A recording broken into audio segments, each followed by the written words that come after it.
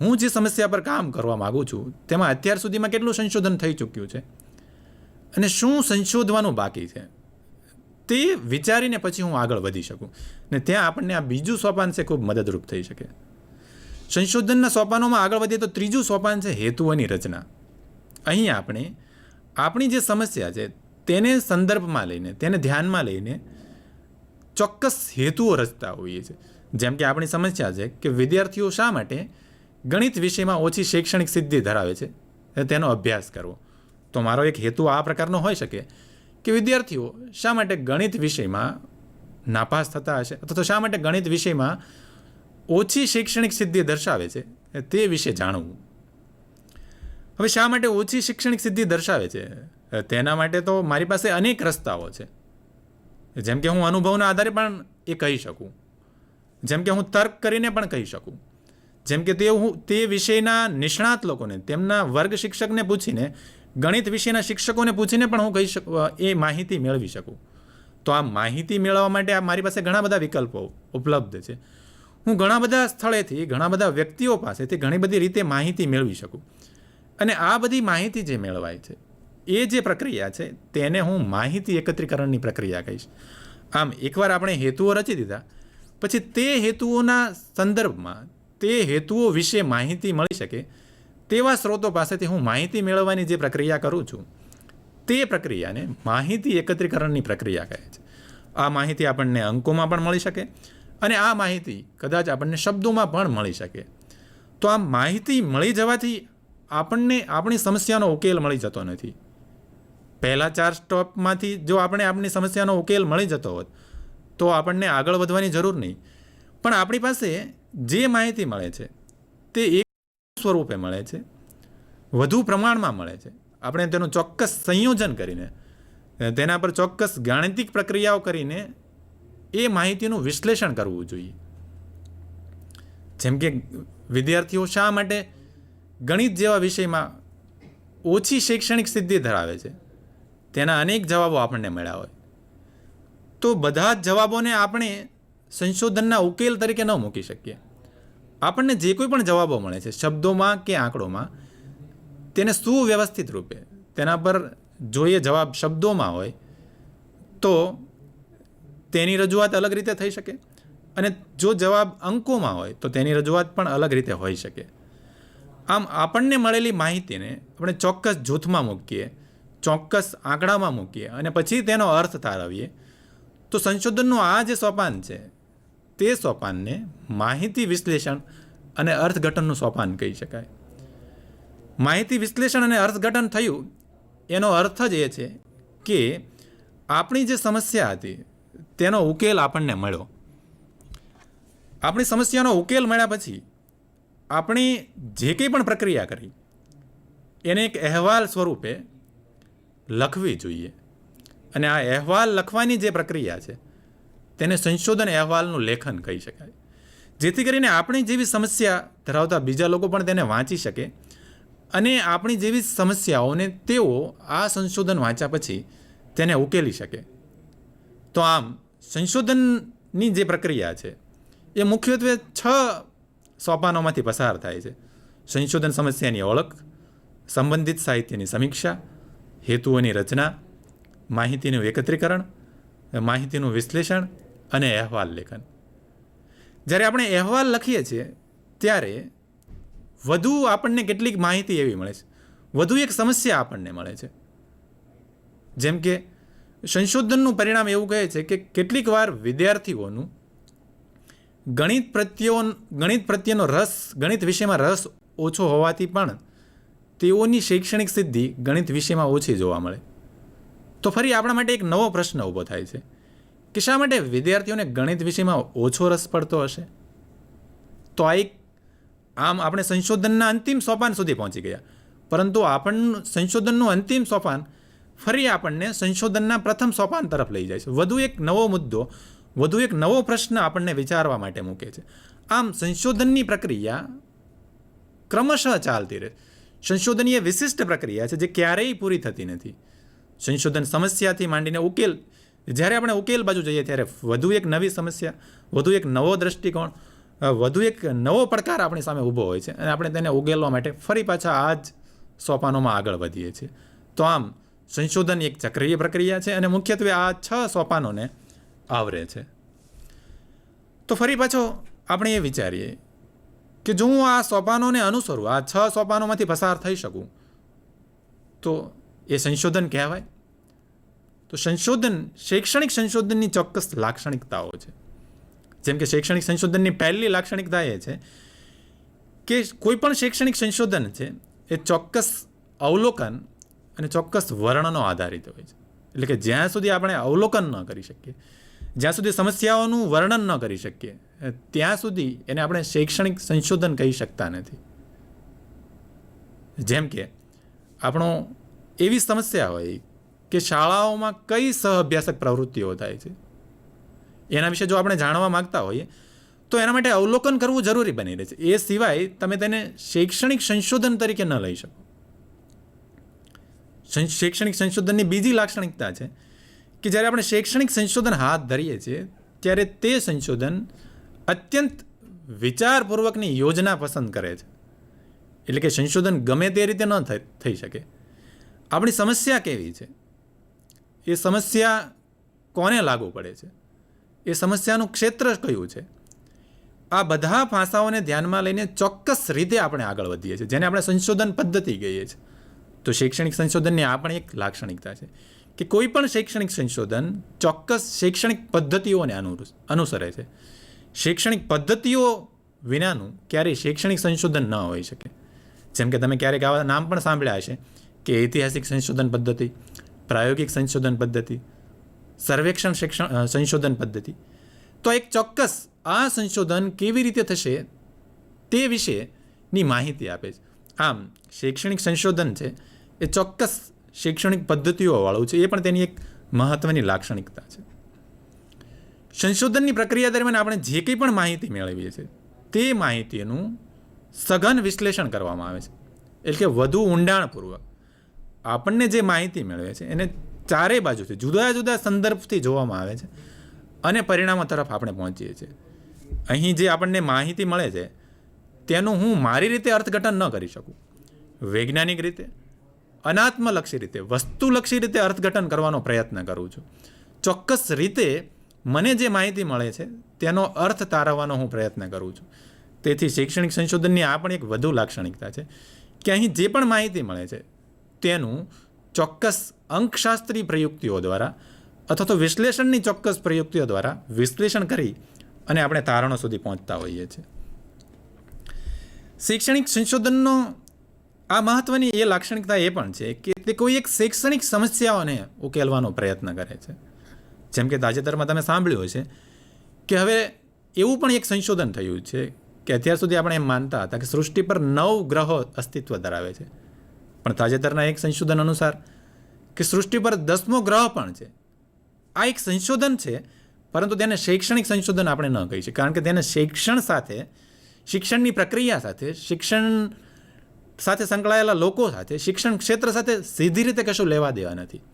તો આમ શૈક્ષણિક સંશોધન એટલે તેની લાક્ષણિકતા દર્શાવતા આપણે એવું કહી શકીએ કે એવું સંશોધન જે શિક્ષણની કોઈ એક સમસ્યાઓને, કોઈ એક પડકારને, કોઈ એક પ્રશ્નને ઉકેલવાનો પ્રયત્ન કરતો હોય. શૈક્ષણિક સંશોધન આપણે જ્યારે હાથ ધરીએ છીએ ત્યારે સંશોધન માટે આપણે જેમ જોયું તેમ કોઈ પણ સંશોધન માટે માહિતી મેળવવી જરૂરી બની રહે છે. તો શૈક્ષણિક સંશોધનોમાં જે માહિતી મેળવવામાં આવે છે તે મુખ્ય પ્રાથમિક સ્ત્રોત અથવા તો ગૌણ સ્ત્રોત પાસેથી માહિતી મેળવવામાં આવે છે. આ પણ તેની એક મહત્ત્વની લાક્ષણિકતા છે, કારણ કે સંશોધનમાં માહિતી જરૂરી બને છે, પરંતુ આ માહિતી ક્યાંથી મેળવવામાં આવી છે તે પણ એટલું જ જરૂરી બને છે.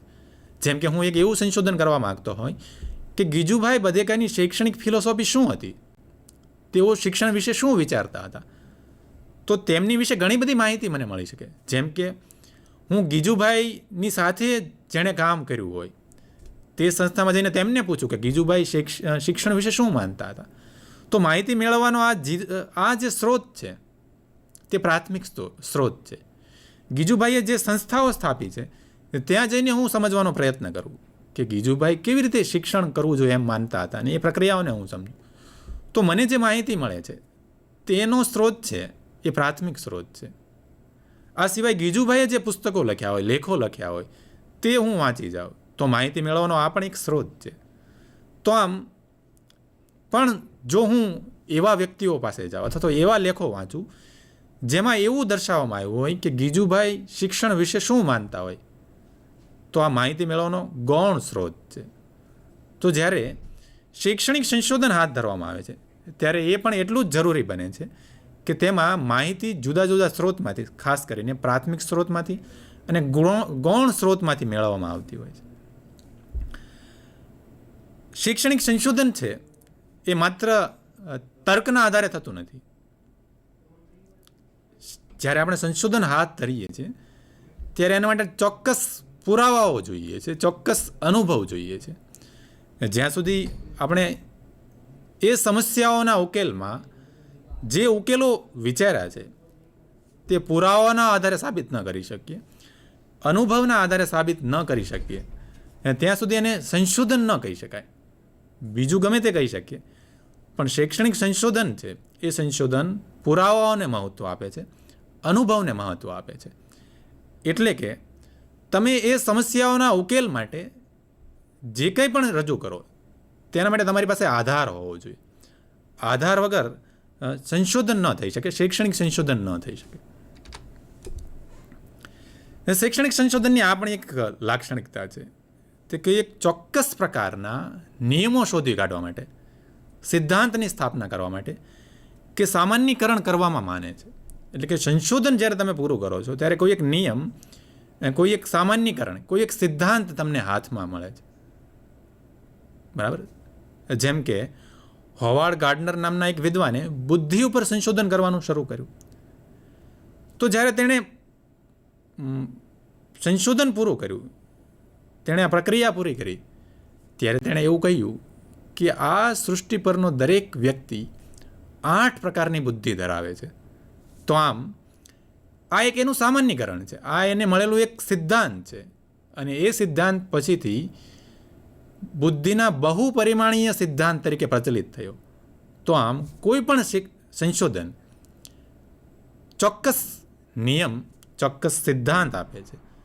જો સંશોધન કોઈ ચોક્કસ નિયમ ન આપી શકતું હોય, કોઈ ચોક્કસ સિદ્ધાંત ન આપી શકતું હોય, કોઈ ચોક્કસ સામાન્યકરણ તરફ આપણને ન લઈ જઈ શકતું હોય, જેમ કે જે વિદ્યાર્થીઓની બુદ્ધિ વધારે હોય છે તે વિદ્યાર્થીઓની શૈક્ષણિક સિદ્ધિ વધારે હોય છે, તો આ એક સામાન્યકરણ છે, આ એક જનરલ ટેન્ડન્સી છે, આ એક સામાન્ય બાબત છે. જો સંશોધન, આપણા સંશોધન આવું સંશોધનને અંતે કોઈ એક સામાન્યકરણ ન આપી શકતા હોય તો તેવા સંશોધનને આપણે સંશોધન કે શૈક્ષણિક સંશોધન ન કહી શકીએ.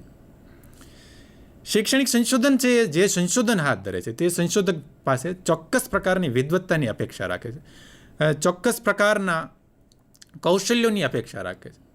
અને એ કૌશલ્યો સંશોધન કરવા માટેના કૌશલ્યો, સંશોધન પદ્ધતિ માટેના કૌશલ્યો, સંશોધન માટે જે માહિતી જરૂરી છે તે માહિતીના એકત્રીકરણ અને વિશ્લેષણ માટેના કૌશલ્યો છે.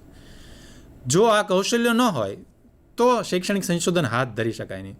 તેથી શૈક્ષણિક સંશોધનની આ પણ એક લાક્ષણિકતા છે કે સંશોધક પાસે ચોક્કસ વિદ્વત્તા, ચોક્કસ સંશોધન પદ્ધતિની પકડ, માહિતી એકત્રીકરણ અને વિશ્લેષણ માટેના ચોક્કસ પ્રકારના કૌશલ્યોની અપેક્ષા રાખે છે. શૈક્ષણિક સંશોધન તેની સામે જે કોઈ પણ શૈક્ષણિક સમસ્યા છે તેને વસ્તુલક્ષિતાથી, એટલે કે અનાત્મલક્ષી રીતે, મને જે રીતે અનુકૂળ આવે તે રીતે સમસ્યાને ઉકેલવાનો પ્રયત્ન નથી કરતું, પરંતુ વસ્તુલક્ષિતાથી સંશોધક છે એ વૈજ્ઞાનિક રીતે, અનાત્મલક્ષી રીતે એ સમસ્યાઓને ઉકેલ મેળવવાનો પ્રયત્ન કરે છે. તો આમ શૈક્ષણિક સંશોધનની આ પણ એક લાક્ષણિકતા છે કે તે શૈક્ષણિક સમસ્યાને વધુ વસ્તુલક્ષિતાથી ઉકેલવાનો પ્રયત્ન કરે છે. શૈક્ષણિક સમસ્યાઓની આ પણ એક લાક્ષણિકતા છે કે જે પણ સમસ્યા ઉકેલવા માટે જે કંઈ પણ સંશોધન પ્રક્રિયા આપણે હાથ ધરી હોય તે એક અહેવાલ સ્વરૂપે લખાય છે. તમે ઘણીવાર આ સાંભળ્યું છે કે આ સંશોધન નિબંધ છે, આ એક લઘુ શોધ નિબંધ છે, આ મહાશોધ નિબંધ છે. તો આ શોધ નિબંધ એ બધું બીજું કશું નથી, પરંતુ એક શૈક્ષણિક સમસ્યા ઉકેલવા માટે જે કંઈ પણ પ્રક્રિયા થઈ છે તેનો અહેવાલ છે. તો આમ જ્યારે શૈક્ષણિક સંશોધન હાથ ધરાય છે ત્યારે તે પ્રક્રિયા અહેવાલ લેખનને પણ સાંકળે છે. કોઈ પણ સંશોધન અહેવાલ લેખન વગરનું સંશોધન ન હોઈ શકે. તો આમ અહેવાલ લેખન એ પણ શૈક્ષણિક સંશોધનની એક વિશિષ્ટ લાક્ષણિકતા છે. તો હવે આપણે અત્યાર સુધીમાં 3 બાબતો પર ચર્ચા કરી. એક તો સંશોધન એટલે શું, બીજી બાબત શૈક્ષણિક સંશોધન એટલે શું, અને ત્રીજી બાબત આ શૈક્ષણિક સંશોધન કઈ રીતે હાથ ધરવામાં, તેના સોપાનો કયા છે અને શૈક્ષણિક સંશોધનના મુખ્ય લક્ષણો કયા છે. હવે આપણે જોઈએ કે શૈક્ષણિક સંશોધનોના પ્રકાર કેટલા છે. આમ તો વિશ્વના અનેક વિદ્વાનોએ શૈક્ષણિક સંશોધનોના અનેક રીતે પ્રકાર પાડ્યા છે, પણ આપણે જે ચર્ચા કરીએ છીએ એ ચર્ચામાં હું મહત્વના અને મુખ્ય 2 પ્રકારો વિશે વાત કરીશ. શૈક્ષણિક સંશોધનને જુદી જુદી રીતે વર્ગીકૃત કરી શકાય. તેમાં એક રીત છે કે તમે જે શૈક્ષણિક સંશોધન હાથ ધરો છો તેનો હેતુ શું છે. આ હેતુને લીધે પણ શૈક્ષણિક સંશોધનને 3 પ્રકારમાં આપણે વહેંચી શકીએ. હેતુના આધારે શાસ્ત્રીય સંશોધન એવું એક શૈક્ષણિક સંશોધન પણ કહી શકાય, વ્યવહારુ સંશોધન પણ કહી શકાય. હેતુના આધારે ત્રીજા પ્રકારનું જે સંશોધન છે એ છે ક્રિયાત્મક સંશોધન. સંશોધનના પ્રકારો પાડવા માટે બીજો આધાર જે આપણી પાસે છે એ છે અભિગમ, કે આ સંશોધન કયા અભિગમથી હાથ ધરવામાં આવ્યું છે. તો અભિગમના આધારે આપણે સંશોધનના 2 પ્રકારો પાડી શકીએ. સંખ્યાત્મક અભિગમ હોય તો એવા સંશોધનને આપણે સંખ્યાત્મક સંશોધન કહીશું, અને જો તેનો અભિગમ ગુણાત્મક હોય તો તેવા સંશોધનને આપણે ગુણાત્મક શૈક્ષણિક સંશોધન કહીશું. આ દરેક પ્રકારનું સંશોધન છે એ ચોક્કસ પ્રકારની લાક્ષણિકતા ધરાવે છે. તો હવે આપણે સંશોધનના પ્રકારોને વધુ સારી રીતે સમજવાનો પ્રયત્ન કરીએ, વધુ વિસ્તૃત રીતે સમજવાનો પ્રયત્ન કરીએ. હેતુના આધારે પહેલું જે સંશોધન હતું તે હતું શાસ્ત્રીય સંશોધન, જેને અંગ્રેજીમાં બેઝિક રિસર્ચ એવા નામે ઓળખવામાં આવે છે. આ સિવાય શાસ્ત્રીય સંશોધનના બીજા પણ કેટલાક નામો છે, જેમ કે બુનિયાદી સંશોધન, જેમ કે પાયાનું સંશોધન, જેમ કે મૂળભૂત સંશોધન, મૂળગત સંશોધન. આ બધા નામે પણ શાસ્ત્રીય સંશોધનને ઓળખવામાં આવે છે. તો જે સંશોધન નવા જ્ઞાનની ખોજ કરવા માટે હાથ ધરાય, જે સંશોધન કોઈ નવા નિયમ કે નવા સિદ્ધાંતો સ્થાપવા માટે હાથ ધરવામાં આવે, જે સંશોધનનો હેતુ કોઈ એક નવા નિયમની સ્થાપના કરવાનો હોય, નવા સિદ્ધાંત